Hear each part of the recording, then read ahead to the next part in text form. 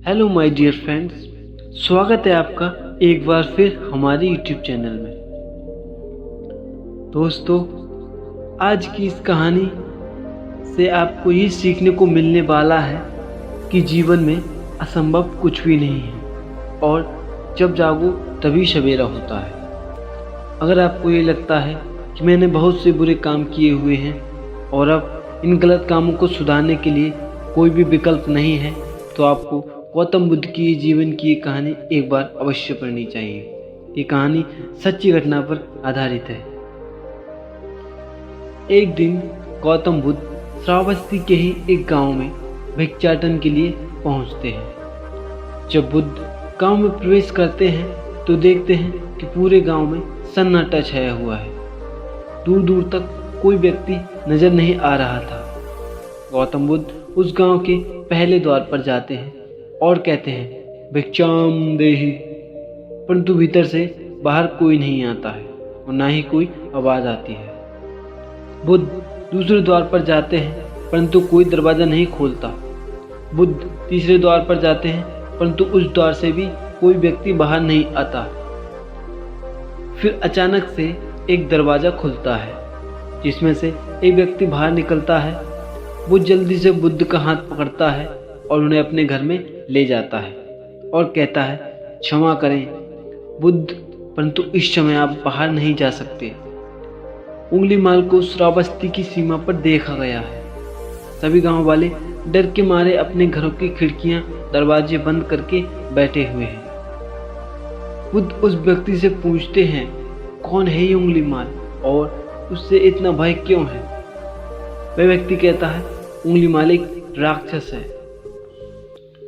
उसे जो भी मनुष्य मिलता है, बच्चा, वृद्ध, स्त्री या पुरुष, यहाँ तक कि सन्यासी भी, वो किसी को भी नहीं छोड़ता। महाराज प्रसन्नजीत के सैनिक भी उससे डरते हैं। बुद्ध उस व्यक्ति से पूछता है, क्या वो ये सब धन के लालच में करता है? वो व्यक्ति कहता है, नहीं, धन का उसे कोई लोभ नहीं है। वो जो भी किसी मनुष्य पर वार करता है तो उसकी उंगली काटकर अपने गले की माला बनाता है, इसलिए उसका नाम उंगली माल पड़ गया है। और ये भी सुना है कि जब उसके गले की माला में 100 उंगलियां पूरी हो जाएंगी तो उसकी विनाशक शक्तियां और भी बढ़ जाती हैं। बुद्ध कहते हैं, आभार आपका जो आपने मुझे उसके बारे में बताया। फिर वो व्यक्ति बुद्ध से कहता है कि कृपा कर आप बाहर न जाइए, क्योंकि वो आप पर भी वार कर सकता है। बुद्ध कहते हैं, भाई से अपनी राह छोड़ दो, ऐसा मैंने कभी नहीं किया। मुझे भिक्षा मांगता देख जन जन के हृदय में उंगलीमाल का भय कम होगा। फिर वो व्यक्ति कहता है, नहीं बुद्ध, आप मत जाइए, वो बहुत ही ज्यादा खतरनाक है। बुद्ध कहते हैं, वो खतरनाक नहीं बल्कि दुखी है और मुझे उसके पास जाना ही होगा, क्योंकि उसे मेरी आवश्यकता है। इतना कहकर बुद्ध उस व्यक्ति के पास से चले जाते हैं। कुछ दूर चलने के बाद बुद्ध वन में प्रवेश करते हैं। वन में चारों ओर एक सन्नाटा छाया हुआ होता है। दूर दूर तक ना कोई मनुष्य और ना ही कोई पशु पक्षी दिख रहा होता है, परंतु बुद्ध अपने मार्ग में आगे बढ़ते रहते हैं। अचानक बुद्ध के सामने उंगलीमाल आकर खड़ा हो जाता है। उसका रूप इतना डरावना होता है कि कोई भी व्यक्ति उसे देखकर ही भयभीत हो जाए। उसके गले में उंगलियों की माला होती है। चेहरा और हाथ रक्त से सने होते हैं और शरीर बलशाली होता है। उसका रूप इतना भयानक होता है कि किसी भी साधारण व्यक्ति के प्राण तो उसे देखते ही निकल जाएं, परंतु बुद्ध पर उंगलीमाल के इस डरावने रूप का कोई भी असर नहीं होता है। बुद्ध कुछ क्षण तक एक शांत मुस्कुराहट के साथ उंगलीमाल की तरफ देखते हैं और फिर उसकी बगल से निकलकर अपने मार्ग में आगे बढ़ जाते हैं। बुद्ध को ऐसा करते देख उंगलीमाल को ये समझ नहीं आता कि उसके साथ ही हो क्या रहा है। वह मन ही मन सोचता है कि मुझे देखकर लोग या तो भाग जाते हैं या मुझे देखकर ही मर जाते हैं या फिर मुझसे अपने प्राणों की भीख मांगने लगते हैं। मैंने कई सन्यासी को भी मारा है, परंतु मैंने आज तक कोई ऐसा व्यक्ति नहीं देखा जो मुझे नज़रअंदाज करके अपने मार्ग में आगे बढ़ जाए।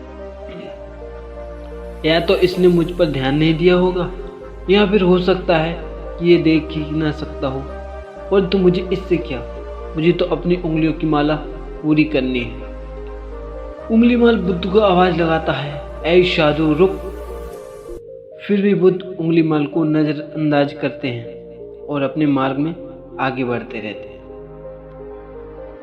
उंगली माल और ज्यादा क्रोध में भरकर बुद्ध को आवाज लगाता है, ऐ साधु रुक। फिर भी बुद्ध उंगली माल को फिर से नजरअंदाज करते हैं और अपने मार्ग में आगे बढ़ते हैं। उंगली माल तीसरी बार बहुत ही ज्यादा क्रोध में भरकर आवाज लगाता है, ऐ साधु रुक। फिर बुद्ध रोकते हैं। उंगली माल बुद्ध के पास जाता है और कहता है, मेरे आदेश देने के बाद भी तू रुका क्यों नहीं? बुद्ध कहते हैं, मैं तो बहुत पहले ही रुक चुका हूं, तुम ही चलते जा रहे हो। उंगली माल ये समझ नहीं पाता है कि बुद्ध क्या कह रहे हैं, परंतु वो इतना जरूर समझ जाता है कि सामने खड़ा व्यक्ति उससे थोड़ा भी डर रहा है। बिल्कुल नहीं। उंगली माल बुद्ध को डराने के लिए चिल्लाकर पूछता है, ऐ साधु तुझे मुझसे भय नहीं लग रहा क्या? मैं आदिमानव हूँ। बुद्ध कहते हैं, नहीं तुम मानव। बुद्ध की बात उंगली माल के हृदय पर लगती है।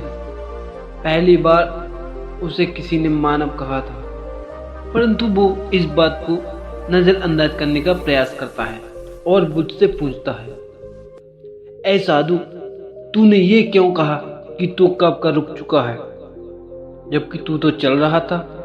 और तूने ये क्यों कहा कि मैं नहीं रुका? बुद्ध कहते हैं, मैं बहुत पहले ही रुक चुका हूँ, यानी मैंने ऐसे सारे बुरे किरदार के करना पहले ही छोड़ दिया है जिससे किसी भी व्यक्ति को कष्ट पहुंच सकते हैं। सब जीना चाहते हैं, बस तुम्हें करुणा से देखने का प्रयास करो। बुद्ध के शब्द दोबारा से उंगली माल के हृदय पर चोट करते हैं, परंतु वह दोबारा से बुद्ध की बातों को नजरअंदाज करने का प्रयास करता है और इस बार वह और क्रोध में भरकर बुद्ध की गर्दन पर अपनी कटारी रख देता है, जिससे वो लोगों की हत्या किया करता था। और बुद्ध से चिल्लाकर कहता है, नहीं, मानव में ना तो प्रेम है और ना ही करुणा, सिर्फ छल और कपट है। इसलिए मैं सबकी हत्या करूंगा और किसी को भी जीवित नहीं छोड़ूंगा। बुद्ध कहते हैं, तुम्हें लोगों ने बहुत दुख दिया है। उंगली माल, क्रूरता मनुष्य अज्ञान के कारण ही करता है। ईर्ष्या, देश, मोह, माया ये सभी अज्ञान की ही संतान है, परंतु वो व्यक्ति ही है जिसमें दया, करुणा, सद्भाव और समझ का उदय भी होता है। उंगली माल, यदि इस जीवन में क्रूर और निष्ठुर लोग हैं तो दयावान भी है। बस तुम्हें अपनी आंखों से इस अंधेपन की इस पट्टी को हटाना होगा जो तेरे केवल बुराइयां ही दिख रही हैं। तीसरी बात, बुद्ध के शब्दों को सुन उंगली माल का खुद पर से संयम हट जाता है। उसे समझ नहीं आता कि पहली बार उसे अपना आपा इतना कमजोर क्यों महसूस हो रहा है। वह कोशिश तो करता है क्रोध करने की, परंतु कर नहीं पाता। वो बड़ी हिम्मत जुटाकर क्रोधित होने का नाटक करके बुद्ध से कहता है, तुम और व्यक्ति जैसे नहीं हो। तुम, बुद्ध कहते हैं, मैं हर व्यक्ति जैसा ही हूँ, बस जागृत हूँ और ये सिद्ध कर रहा हूँ कि हर व्यक्ति में जागने की क्षमता है। मेरा मार्ग क्रूर को दया में परिवर्तित करता है। उंगली माल, तुम अनजाने में घृणा के पथ पर हो, बस इस क्षण रुक जाओ। तुम्हारे भीतर की क्षमता है कि तुम दया और करुणा के पथ पर चल सको। इतना सुनते ही उंगली माल के हाथ से कटारी जमीन पर गिर जाती है और उसकी आंखों से आंसू बहने लगते। भला कोई कब तक बुद्ध को अनदेखा करेगा? उंगली माल रोते हुए बुद्ध से पूछता है, क्या आप वही हैं जिन्हें लोग बुद्ध कहते हैं, जो लोगों को मुक्ति के मार्ग पर चलना सिखाते हैं? फिर बुद्ध कहते हैं कि हाँ, मैं वही हूँ और तुम्हें भी मुक्ति के मार्ग पर ले जाना चाहता हूँ। फिर उंगली माल कहता है, परंतु मैं अब बहुत दूर निकल गया हूँ। मैंने बहुत हत्याएं करी हैं और बहुत पाप किए हैं। मैं अब चाहकर भी वापस नहीं लौट सकता और मेरा वापस लौटना अब असंभव है। बुद्ध कहते हैं, असंभव कुछ भी नहीं है। जब जागो तभी सवेरा है। उंगलीमाल कहता है, मैं अब पुनः जीवन की ओर नहीं मुड़ सकता, बहुत देर हो चुकी है। बुद्ध कहते हैं, तुम में इतनी चेतना है कि तुम जानते हो कि जो तुमने अब तक किया है वह बुरा था। इसका अर्थ यह है कि तुम जानते हो कि अच्छा क्या है और क्या बुरा। उंगलीमाल, जिस दिन से तुमने अच्छा कार्य करना शुरू कर दिया उस दिन से तुम्हारा एक नया जीवन शुरू हो जाएगा। फिर उंगलीमाल कहता है, मैं कितने भी अच्छे कार्य क्यों न कर लूँ, परंतु लोग मुझे उसी दृष्टि से देखेंगे और मुझे चैन से जीने नहीं देंगे। बुद्ध कहते हैं, उंगलीमाल, यदि तुमने हिंसा का मार्ग छोड़ा तो मैं तुम्हें मार्ग दिखाऊंगा और तुम्हारा संरक्षण करूंगा और तुम्हें लोगों की घृणा से बचाऊंगा। बस पहला कदम तुम्हें ही उठाना होगा। उंगलीमाल पूछता है, क्या ये हो सकता है? बुद्ध कहते हैं, अवश्य हो सकता है। तुम में असामान्य बुद्धि है उंगलीमाल, तुम परम सत्य के पथ पर बहुत आगे जाओगे। उंगलीमाल रोते हुए बुद्ध के चरणों में गिर पड़ता है और कहता है, मैं आपको वचन देता हूँ कि मैं सारे बुरे कृत्य करना छोड़ दूंगा और आपके पीछे करुणा के पथ पर चलना सीखूंगा। कृपा कर आप मुझे अपना शिष्य बना लीजिए। बुद्ध कहते हैं, मैं किसी को अपना शिष्य नहीं बनाता, बल्कि व्यक्ति स्वयं मेरे संग से जुड़ता है। उंगलीमाल उसी समय बुद्ध का भिक्षु बन जाता है।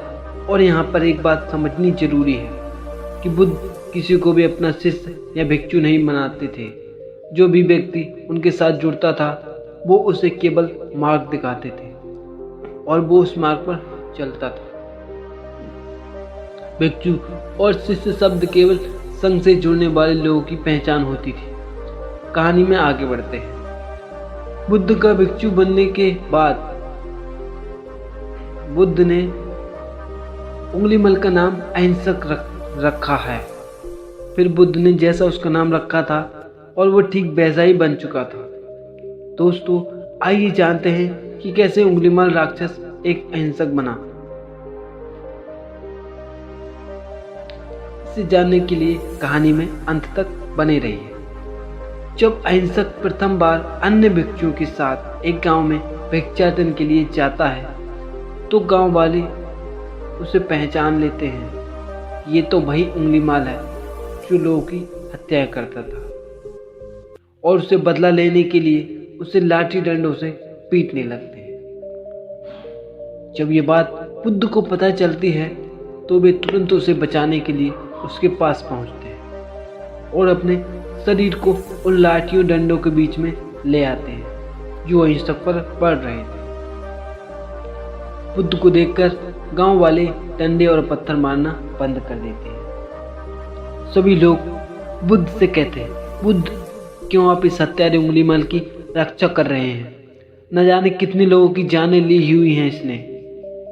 बुद्ध कहते हैं, अब ये उंगलीमाल नहीं है, इसका नाम अब अहिंसक है।